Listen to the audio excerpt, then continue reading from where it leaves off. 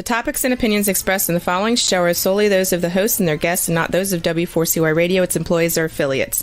We make no recommendations or endorsements for radio show programs, services, or products mentioned on air or on our web. No liability, explicit or implied, shall be extended to W4CY Radio or its employees or affiliates. Any questions or comments should be directed to those show hosts. Thank you for choosing W4CY Radio.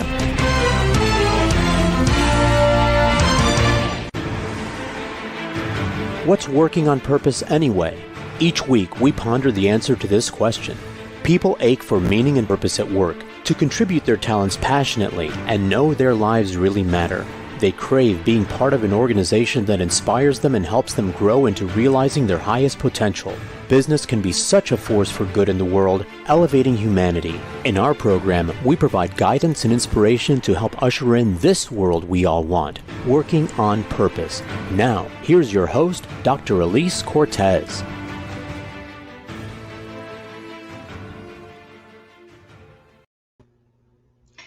Welcome back to the Working on Purpose program. Thanks for tuning in again this week. Great to have you. I'm your host, Dr. Elise Cortez, joining you live from Dallas, Texas, which is home base for me. If you don't know me yet, I'm a management consultant specializing in meaning and purpose, organizational logotherapist, inspirational speaker, social scientist, and author. My team and I help companies discover and articulate their purpose to thread it through culture and operations. We work with forward-thinking or forward-reaching organizations to develop inspirational leaders who create cultures where people actually want to come to work and do their best. And we provide programs like the Grab Your Gusto that enable individual team members to discover and unleash their passion and purpose at work to catalyze fulfillment, engagement, and productivity. You can learn more about us and how to work together at elisecortez.com.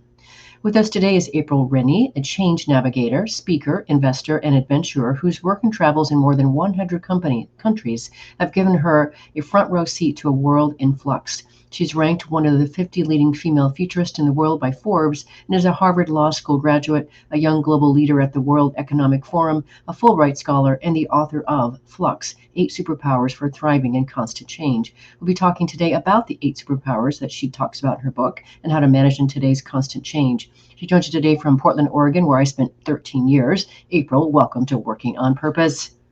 Thank you very much. I'm delighted to be here. It's so great. Look at this beautiful thing you brought into the world. It's so gorgeous. I love it. Thank you. And once again, I wouldn't know you, but your publicist reached out and found me, and I'm delighted to know you and have you. And I loved your book. So thanks for writing it. We're going to talk all about it. You ready? I'm ready. Okay, good. Well, as I mentioned, was out last week with COVID. I managed to almost escape for almost 2 years without getting it, but I got it last week and I couldn't be on air. So I'm glad to be back. Welcome back, indeed. Yeah. So, your book there's so many assumptions I can make, and I'd read it cover to cover, but for our listeners and viewers who haven't picked it up yet, why did you write the book? Well, it's interesting. Here we are in 2022 and the world is in flux. But believe it or not, I did not write the book about or with the intention of focusing on 2020 or 2021 or 2022, even though those are perfect kind of touch points and jumping off points for us today. I wrote it really, you can think of it as both timely, like what we're all experiencing right now, but it's also sort of timeless because I like to say, I've been working on the book. It was 3 years in the act of writing, so since 2018, but more like 3 decades in the making. And as a futurist, as a human being, as a global citizen, really looking at this constant, relentless change, just how many changes, and we'll dive into that a little bit, but also the pace of change. And looking to the future, like there's more, not less of that ahead. There's more change, more uncertainty, more instability, not less.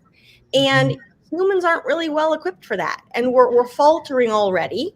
But we really have this huge opportunity not to just be afraid of change or struggle with change, or we'll talk about this too. Like some people are like, I love change. I'm like, you love certain kinds of change. No one just that's not human nature. But that we have a huge opportunity to reshape our relationship to change. And we're going to need to do that in order to thrive in a world, again, with more uncertainty and more flux. So one of the things that constantly I'm amazed by and taken aback by, and it's just what life serves up to us. And our opportunity, of course, is to be able to see, how do we handle that which life serves up to us? What do we do with that? How do we make the most of that? And you have a very, very unusual, very, I would consider pretty unique situation in that you lost both of your parents when you were in the middle of college. I think you were about 20 years old, and they both died tragically in a car accident. So you got a front row seat to change, the kind that you didn't ask for, pretty early in life. And I think that maybe is partly where this whole story began. Is that right? Very much so. Yeah. So, and thank you for bringing it up, because when I talk about like what led me to care so much about change, to write a book about Flux, to join you today, right? I do sort of talk about different layers, and beginning with the most recent first, that is this like futurist. Okay, so I'm trying to help organizations figure out where are we heading in the future. And as a futurist, I can say every organization and every person struggles with change in some way. But if I peel back the layers of where did my fascination come from, and where did I really start to have to learn how to do this myself, because so much of this is inside out, it was absolutely, I call it sort of my baptism or my flux, was when I was 20. And both my parents died, young, healthy, just boom, on a Sunday afternoon. And in an instant, my life flipped upside down. Everything changed. When you think about it, like everything. How do I rebuild my family? How do I deal with my grief and anxiety? What about my career? It was 20, right? All of a sudden, like, sounding boards were gone, home base was gone, like everything was gone. And it was really this, what do I do when I don't know what to do? And that began this quest. And if you had talked to me when I was 20, I never would have said I was going to write a book about change someday, but it was just more survival. But then over the following years and now decades of testing out different things, but also observing how other people and organizations and cultures and societies and everyone grapples with change, that I began to realize that I was layering a kind of perspective, but also a set of tools in our toolbox to navigate change. And that's individually, that's organizationally, that's societally, but really beginning at that individual level.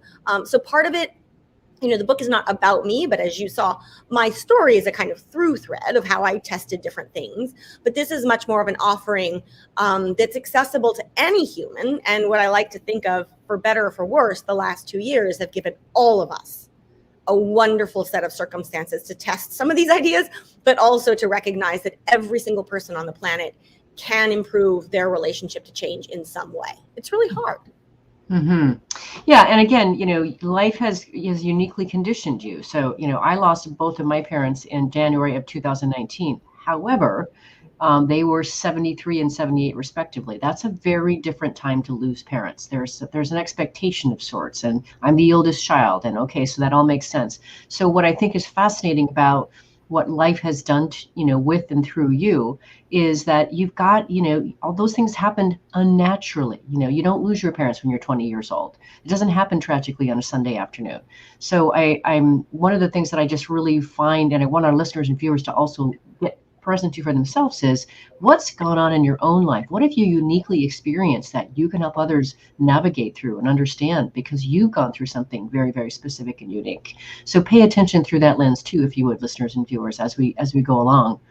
So April, I'm curious, I've written now a couple of books too, and it's really hard work. And sometimes what we set out to do and what we actually finish doing can be very, very different. What do you hope readers get from your book? What a wonderful question. And also, I just want to echo what you just said, which is, this book and our conversation today, I hope it's helpful for everyone, who's tuning in, but also I'm very, I'm certain that everyone who's tuning in, there are other people in your life, friends, family members, colleagues. This is something that everyone is grappling with in their own way and in different ways, and that we can all help each other. So what do I hope people get from this? So in this world of increased change and uncertainty, my thesis is that we need to radically reshape our relationship to change and uncertainty in order to thrive in this world in flux. And so my hope is that people are able to take those first steps, again, with some guidance, with some tools in their toolbox, with fresh perspective, fresh insights, both not just from me, but from around the world, the stuff that's in the book, and that they can actually look at the future and the world, both of which are in flux, with more confidence, more clarity, fresh perspective, and if I may say, even a bit of joy. I will be the first to acknowledge that navigating a lot of change is really, really hard. It's also not something that we necessarily have a choice about. I mean, we can choose to resist change. We can choose to pretend it's not there, but that doesn't mean it won't disappear. It will just come back to haunt us and fester and bother us even more, right?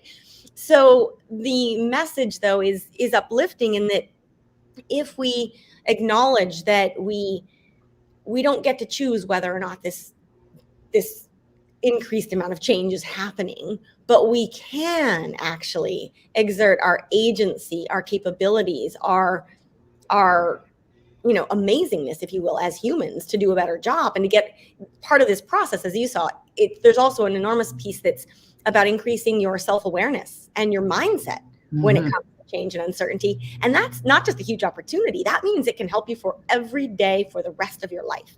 And that makes me really excited. That's the nugget, I think, the seed that I hope people get from the book. But then one thing I'm finding now that it's out and it's, making its rounds, people are taking this book and turning it into their own ideas. Like everyone is like, oh, that spoke to me in this way. And so I used it like that and like this. And it's very reader friendly in that I would also hope that people interpret it in ways that work uniquely for them. It is delightful. And I will go, we're going to talk more about as many of the superpowers as we possibly can while we have time.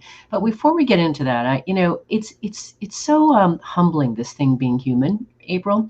I'm a management consultant and I do a lot to be able to help organizations and individuals to transform, grow, learn, and change. And yet, it's just as hard for me as it is for anybody else to change. So what's up, April? Why is it so hard for us to change as human beings? It's really hard. I would argue it's hard to be human. It's just, being human is hard work. We are perfectly imperfect creatures with a lot of quirks and strengths and weaknesses and all the rest. I do want to just real quick, I love that you mentioned this, that I have to give a big caveat here where people are like, oh, you wrote a book about navigating change and flux and you must have mastered all of these flux superpowers. And I'm sort of like, I'm exhibit A here, right? I have struggled with all of these. I can report I am much better at them than I was 5 years ago, 10 years ago, certainly 30 years ago. But this is a lifelong practice. And being human means we have a chance every day that we are alive and breathing on this blue marble, we have a chance to improve. But it requires doing the work. It requires that practice. So I like to frame this, though, in terms of why is it so hard to deal with change? I would argue it's really hard to deal with some kinds of change. So zoom out. Change is really complicated. It's really messy. Now, I encounter people every day who are like, I love change. I'm a change junkie, right? And I'm like, no. You love changes you can control. Let's be clear. So there's a certain kind of change that most humans love, right? A new adventure, a new relationship, a new job, a new haircut, right? We love those kinds of changes. The kinds of changes we struggle with and hate and really that unravel us are those changes we can't control. So the one that blindsides you on a Sunday afternoon or a Tuesday afternoon or whenever, the changes that go against your expectations, the changes that really disrupt your plans, right? That's the kind of change we've been having more of over the last 2 years. And I hate to say it, that's the kind of change there's more of ahead. But also consider, a change that's really easy for you might be really hard for me. We know that more change is around the corner, yet knowing this often freaks us out. So there's this kind of, tension between two very different things being true at the same time. And so on the one hand, I could say, if we look over human history, we have a hard time handling too much change because I think too much change can kill us historically. Like there's only so much we can handle. But on the flip side, we do need to get better at distinguishing what kinds of change or changes are we talking about, because humans are far more resilient than we give ourselves credit for. But at the same time, that resilience depends on being able to lean into change and uncertainty, not trying to scuttle it and not being afraid of sometimes having to walk through that fire. Really quick, you're reminding me, it's so interesting. a couple weeks ago, I had Marshall Mosher on my show talking about how he works with artificial reality to basically inject experiences that people don't really know. They're new to them, and they're usually very adventure oriented and challenge seeking and such. And they actually really do induce the sweats the whole bit, because they, you're going to drop me over this cliff, this whole thing, right? And it's quite interesting to think of that. There are ways for us to be able to get the benefit of being able to deal with change without necessarily. I know it's not the same thing. I mean, I can tell you some of the major changes that were foisted upon me were the best things that ever happened to me, and they changed me, and I grew so much. They were awful going through them, but I wouldn't change them for anything, because I wouldn't be the same person. I wouldn't have the depth. I wouldn't have 2 books out. I wouldn't have a leadership program out. None of this stuff would be happening, right? But none of it was fun, April. Yep. So that's so key. And you've got some of the hallmarks of a flux mindset in what you just said, which I know we'll come back to in a bit. But interestingly, so you went through it. You would not have opted into those changes, even though in retrospect, you're like, among the best things that could have happened to me, right? Similarly, what I'm finding, and I'll just share this openly over the last couple of years, where people are like, oh my gosh, we have changed so much. Look at all that we've done, and look at how many assumptions we took for granted prior to 2020. And all of a sudden, thrown on their heads, and we realize, everything from we can work remotely and the sky doesn't fall down. Amazing, right? To I can flip my schedule around and actually maybe enjoy it more, right? So I hear this, like, we love that we've changed in so many ways. And I'm like, yes, we have, but take note, we've been forced to. When our back is against the wall, humans are incredibly adaptable. The challenge, and my bigger message is, we need to learn how to do this when we don't necessarily, quote unquote, have to. When our back's not against the wall, when we're not totally in pain and there's not a raging pandemic, right? And the interesting thing is, the best time to make some of these changes, to opt into those changes you don't really want, quote, to do, is during times of calm, during times of peace. But that's exactly when people are like, I'm just going to coast. I'm just sitting right here. Times are good. So there's a certain element. I mean, many people, I think, have heard the phrase disrupting yourself. But there's an interesting tension there between, we do not want to wait until the moment we are forced to change, both because it's usually too late and it's usually painful. But we need to get better at grooving the mental muscles around opting into change, including change that's hard, but oftentimes I'm guessing even some of the changes that you're reporting that were hard but worth it, they were changes that you probably knew, your sixth sense at least had an intuition that would be good for you. You just didn't want to. You didn't want to. No question. There's a piece around that too. All right, so we'll dive into that here. Let's grab our first break. I'm Elise Cortez, your host. We're on the air with April Renny. She's a change navigator, speaker, investor, and adventurer whose work and travels in more than 100 countries have given her a front row seat to a world in flux. She's the author of Flux, 8 Superpowers for Thriving in Constant Change. We've been talking about the world of change and why we so resist it and what we can do to start to develop that flux mindset. After the break, we're going to get into a few of these superpowers that she talks about in her book. Stay with us. We'll be right back.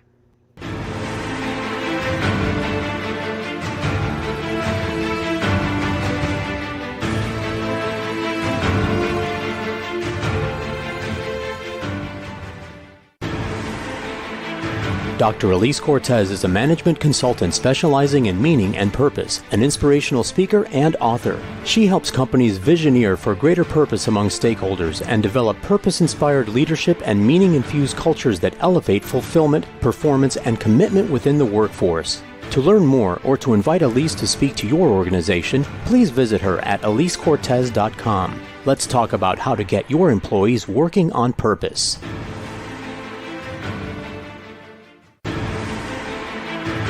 This is Working on Purpose with Dr. Elise Cortez. To reach our program today or to open a conversation with Elise, send an email to Elise, A-L-I-S-E, at elisecortez.com. Now, back to Working on Purpose.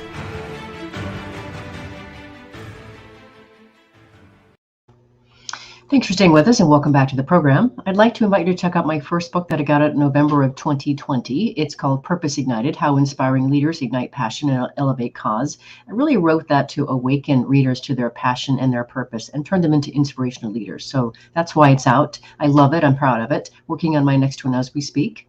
If you're just joining us, my guest today is April Renny. She's a change navigator and the author of the book called Flux, 8 Superpowers for Thriving in Constant Change. I'm your host, Elise Cortez.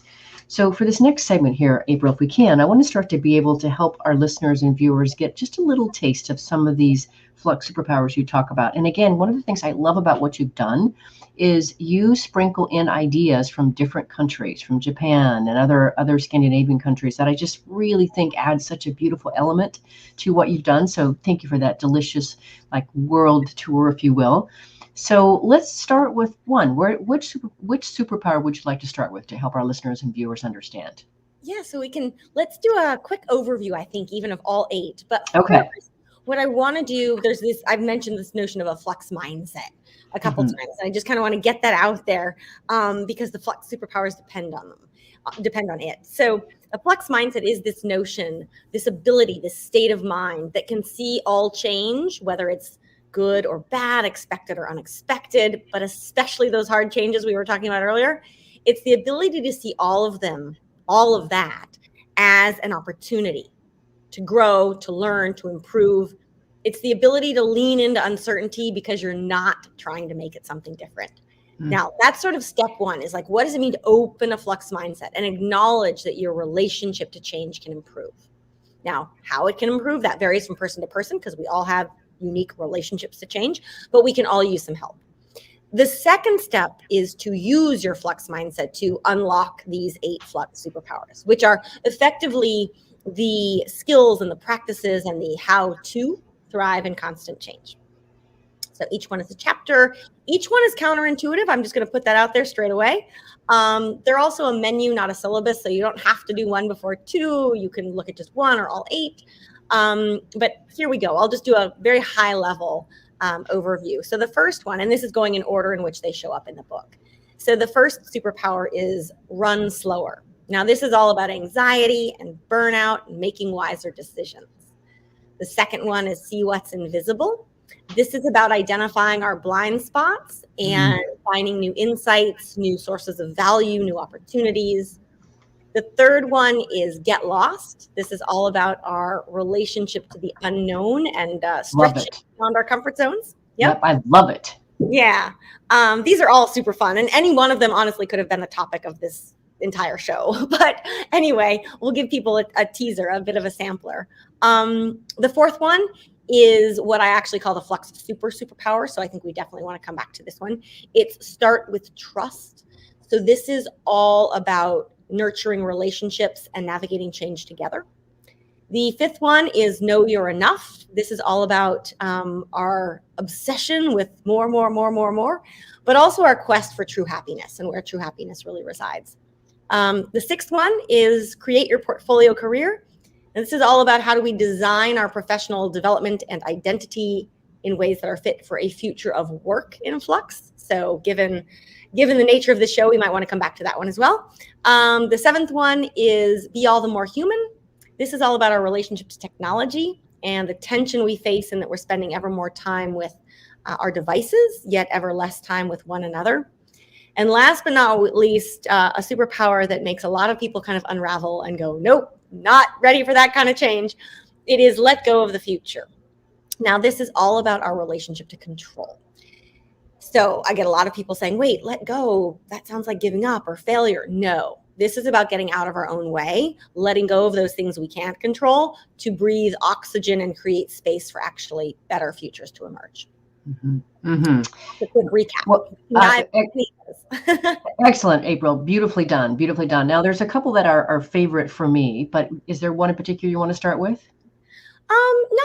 Not necessarily. It's funny. I often get people asking me like, what's your favorite superpower? And I'm always like, that's like asking what's your favorite. Them all. Well, that's like, what's your favorite kid? You're like, you don't answer it. And it depends depending on the day, the week. It changes, pun intended.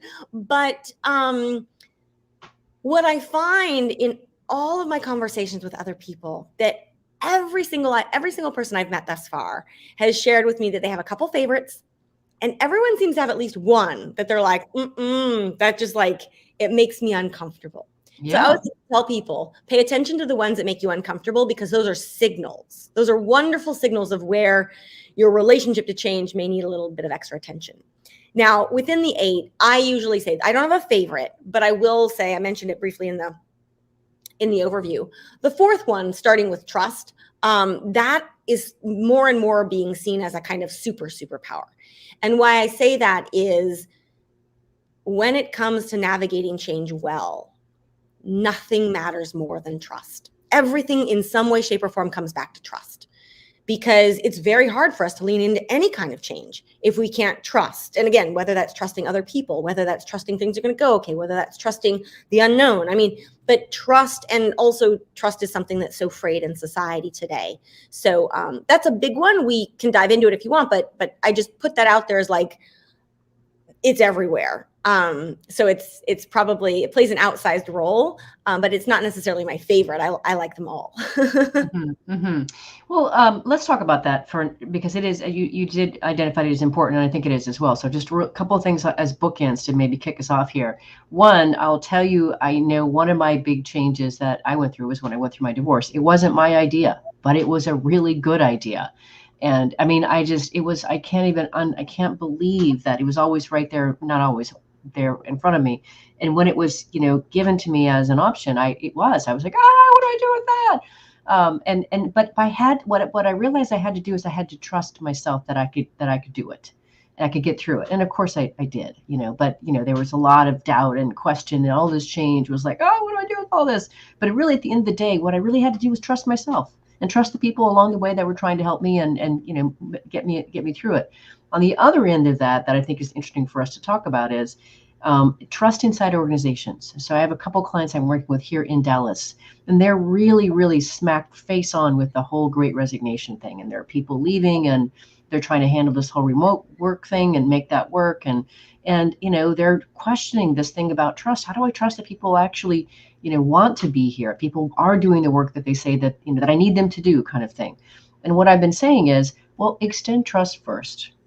Start there, and then let's take it from that vantage point. But for you to get trust back from them, you've got to give some first. So talk a little bit, if you would, first about this notion of trust inside the world today of organizations that are just smarting so badly from the Great Resignation and the pandemic and just supply chain issues and all kinds of things. Yeah. So, wow, this is I could say it's a hornet's nest, but it's also just such a beautiful area that we need to be talking more and more and more about. And I would argue that within organizations, actually, I just had a call about this earlier today, there are massive numbers of employees, workers, talent, who, but let's just call them employees despite, W-2, 1099, whatever. Massive numbers of employees who are waking up to the reality that they don't actually trust their employers. Mm-hmm. Their employers tell them one thing, but do not actually have their back at the end of the day. And they're waking up and going, wait, how much are we paying? You can find money for this, but not actually for me to be able to pay my healthcare. You can find money for this, but not for actually paying a living wage. So trust is two ways. Trust is multiple. Absolutely. Not just, do you trust them? This is, do other people trust you? And I think there is a crisis of trust within organizations because workers are waking up to the fact that many of their employers have been saying one thing, but behind the curtain doing something quite different. And it doesn't mean intentionally like subversive. It means, what are you prioritizing? When you say you have employees' backs, when you say you have their best interests at heart, if you have their best interests at heart and you're not paying a sufficient living wage or providing time off when they need it for whatever reason it may be, you're not earning their trust. Yeah. So also within organizations, I find this is really helpful. That trust isn't just one thing. So trust is both cognitive and it's also emotional. So cognitive trust means trusting that people are reliable and dependable, that they'll do what they say they'll do, right? This I think of as more of an operational trust, right? Where you can trust that we keep the trains running on time. You can trust that we do high quality work, right?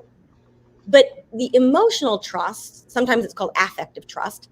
This is all about character and organizational culture. This is all about, do we trust that people care about and will look out for one another? Do we have each other's backs? Do we have psychological safety? Can we admit mistakes, right? That is the trust that is far more important to what's going on right now, because we can orchestrate, we can engineer a lot of trust in terms of systems and procedures, and you can trust us to do a good job. You can trust that our products will be of standard quality. It's the internal trust, and that requires a sea change in how we see one another, how we treat one another. And here's what's also interesting. We might get into some of the leadership stuff later. A lot of times leaders are like, how do I get my teams to do this? This starts with the leader itself. This is not something you delegate. And a lot of leaders haven't necessarily had this heart-to-heart with themselves. And if they did, they'd be making different rules. They would be doing different kinds of engagement. They would be seeing and treating all of their talent differently. Mm-hmm. Beautifully rendered, April. That was just gorgeous. That was worth the price of admission right there. You're right. Trust is incredibly important. Yeah. Can we grab just one more, maybe just a light treatment before we go on to the next break? One more, you choose. Sure. Well, I'll do the first one because it's showing up everywhere and with great resignation and like, oh my goodness, right? Which is run slower. So this is anxiety, burnout, exhaustion, but it's also about making wiser decisions. What do you see? When do you see what's really going on? When do you have your best ideas? When do you really show up for others? And so run slower, very briefly, and again, counterintuitive, says that in an ever faster paced world, your key to success and well-being is to slow your own pace. And what I mean by that is, and I didn't bring this up earlier, but the way I like to tee it up is that the pace of change has never been as fast as it is today. And yet it is likely to never again be this slow. Now just let that sink in, and you're like, whoa, sort of exciting and also sort of terrifying. Because think about what society tells us. Society, the script from society is, when the pace of change quickens, you need to run faster and just keep up. And yet take a look at what we're really speaking at cross purposes here, because a lot of people, we know the pace of change is increasing. A lot of people are already running as fast as we can. And yet society is telling us that no matter how fast you're running today, not only should you expect to run, but that you actually should run even faster tomorrow, faster the day after that, faster next week, next month, next year, all of this effectively for the rest of your life. And this is where I am saying, from a futurist perspective, from a humanist's perspective, time out, hold on. We have got to reset that, and we have got to learn to run slower. Now, the key is, I did not say stop. I did not say be lazy. I said run, but do so at a pace you can sustain for life. And people across the board are finding this, like, yes, you're speaking my language. And a lot of times in organizations, management is saying productivity, performance, faster, faster, faster, faster. And that's where people are reaching their breaking point. And they're saying, I've had it, enough, no. So people are learning to run slower. Organizations are not necessarily. And that's where we need some help. Awesome. Great way to cue us up here. Let's grab our last break here. I'm Elise Cortez, your host. We're on the air with April Renny. She's a change navigator, speaker, investor, and adventurer whose work and travels in more than 100 countries have given her a front row seat to a world in flux. She's the author of Flux, 8 Superpowers for Thriving in Constant Change. We've been talking about 8. She's given us a sprinkle of all 8 of the superpowers. After the break, we're going to talk more about how to be able to leverage her material inside organizations to manage and leverage teams. Stay with us. We'll be right back.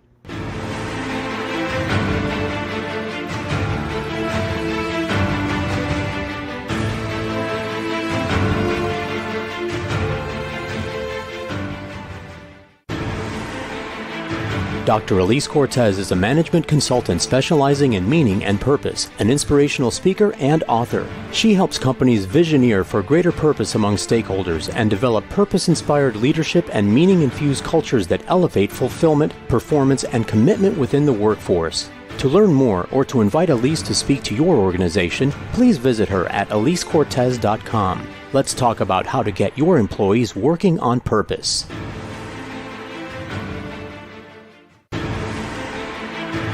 This is Working on Purpose with Dr. Elise Cortez. To reach our program today or to open a conversation with Elise, send an email to Elise, A-L-I-S-E, at EliseCortez.com.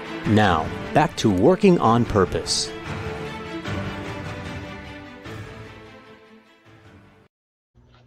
Thanks for staying with us and welcome back to Working on Purpose. One other bit of news before we go back into the program. In August of 2021, I was able to release the anthology of women's stories. I found 25 women from around the world to share their very intimate stories of how they discovered their purpose and are now serving from it. So it's called Passionately Striving and Why. It's now in print and I'm so proud of it I could bust.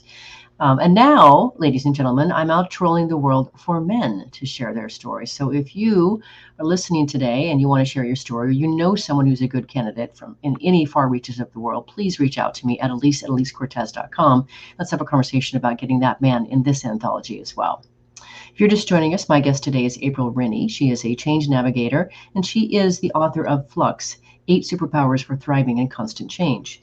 So for this next segment here, April, what I wanted to do is now take it back inside to organizations. That's who I serve a lot of my energies with, and a lot of our listeners are coming from organizations. And so what I wanted to do, if you would, is if you could start to talk a little bit about how you can recommend leaders leverage your material in managing their teams. Where could we start there? Yeah, sure. So beginning kind of at the top level, I always like to remind people that both individuals and organizations can develop a flux mindset and unlock their 8 flux superpowers. We usually start with the individual because being able to see it apply to you, your own life, personally, professionally, you name it, gives you a sense of agency. But keep in mind, any organization, I find this fascinating. This is my legal training at work. Like, an organization does not exist without people. I mean, we can talk about DAOs and all that, but like, organizations are simply collections of people. So together you can make what I call fluxiness part of your organizational culture, right? So I love that word. There. So on one hand, and the book is written in a way that's very conducive to book clubs, team conversations. There's a discussion guide. I mean, it really is intended to spark each person to better understand their relationship to change.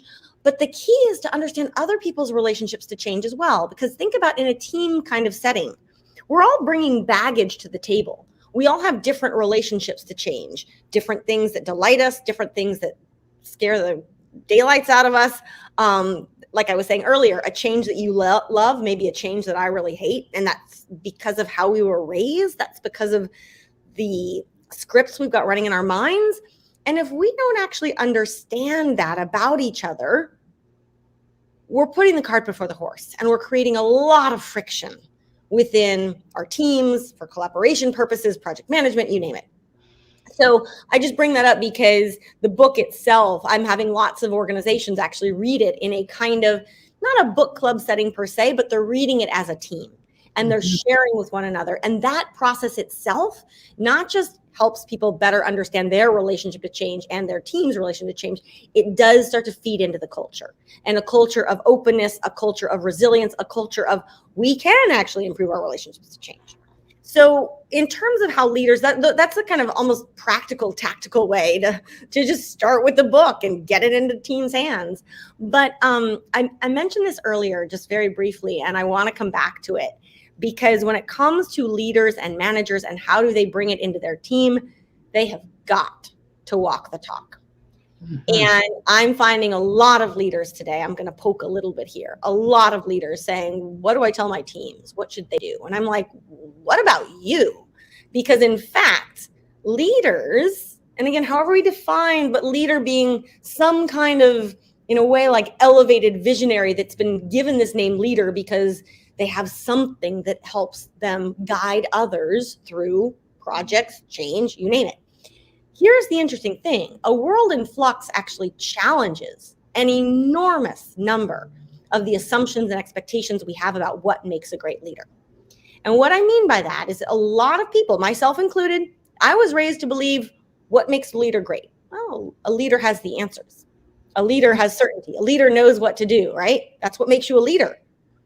What if I told you that in a world in flux, A, nothing could be further from the truth, but B, survey after survey shows that the number one leadership quality needed today is comfort with ambiguity. In other words, not knowing and being completely okay with that. It's the antithesis of certainty. So I always like to challenge leaders on day one and say, so how are you doing with your comfort with ambiguity? And most leaders are they're twisted up like pretzels. They don't know what to do because what they were taught they were supposed to do no longer works. And so this invites, though, I know I'm going on a little bit here, then it's like, okay, so if no one knows what to do, what do we do? It requires a very different way at how you look at how you're leading, not you at the top of an organization or an org chart, but leading with others. Because when no one knows what to do, which in so many ways is the case today, when nobody knows what to do, possible. Ooh. For sensing, for leading, for reporting in, for paying attention. And that challenges a lot of stuff. But anyway, let me pause there and just say I sort of threw that out there. But yeah, there's a lot that leaders need to do, but leaders need to start with themselves. I really appreciate that, April. I can't tell you the number of people that I have worked with over the years that do carry the belief that as leaders, they're supposed to know everything. And I that's one particular message I didn't get. I never have gotten that message. Where did you get that? How could you possibly know everything? Why do you have a team if you're supposed to know everything? I don't understand that, right? That doesn't make sense to me, but I understand how crippling that is for people. Well, and I think it's always, I don't want to say rub me the wrong way. It's always felt a little bit elitist, a little bit like, so what makes you special? Like, I believe that every human on the planet has leadership capabilities. Mm-hmm. And the very best leaders aren't the ones that are like, look at me, full of ego. They're the ones who are best. The best leaders are those who can identify and harness leadership in others and can do that in a way that brings it all together, right? So I think there's a little bit of ego. I think there's a little bit of privilege, elitism. We can call it many different things. I also think, this is all part of what we're fed as children. Somehow it got socialized into us that some people, not that some people lead and other people follow, but that the leader is like the person that brings it all together. And any truly, I would say, admirable leader will say the only way that they were able to lead was because of the other people around them. Mm-hmm. No question. Privilege, right? But today, I'm really concerned. Leaders, they're really, if they sort of bought into this script of like, okay, it's going to be me at the top kind of thing, and that makes me feel good. Gotta say, I don't envy any person who feels like they have to figure it out today, because you're putting yourself under incredible pressure that has never actually been the reality. It's never been only up to you. Interestingly, I actually look at this a little bit differently, in which in a world full of uncertainty, like we're in today, a leader, so a couple different ways this plays out. A leader who projects certainty when they don't actually know, not only is that irresponsible, it's dangerous, and it's a really good way to drive everything off a cliff. Because if they're feigning certainty, and then you've got basically the team executing what the boss says, but no one really knows, it's a disaster, right? At the same time, though, I think everyone, leader, not whatever your role is or your title, if we're in an environment in which no one really knows, we all need to step up and realize that for us to assume that a leader has the answers when it's impossible for anyone to know, that's actually shirking our own responsibilities as individuals to play a role in finding new solutions. Again, sensing, paying attention, reporting in if you have ideas, and etc.